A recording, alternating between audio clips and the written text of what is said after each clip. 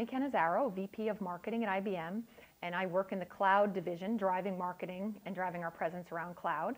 And I'm also a social business advocate for the IBM company.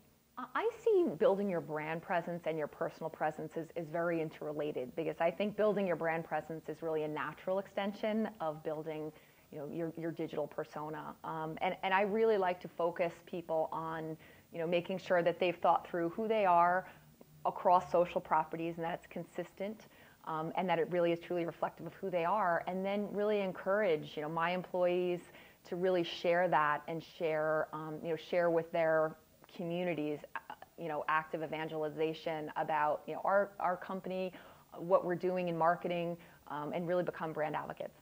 It's interesting. I think getting involved in social media, it really forces you to sort of codify, what you stand for, what you find interesting, what you're going to share. And so, I do encourage people before you get started, think through what your platform is. Are you, a proud marketer? Are you a working mom?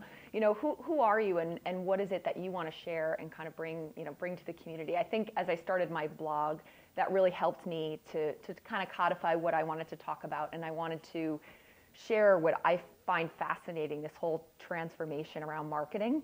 But many, other marketers that I work with will talk more about digital or social media or, work-life balance or leadership. And, I don't think it's so important as what I tell people, as much as, make sure you sort of codify that thinking about, who you are, and when people interact with you through social, what they're going to get out of that relationship. And there are a couple important things to think about. One is to make sure that you're providing useful, interesting information and perspective. And so you need to be a little thoughtful about the type of content you're providing.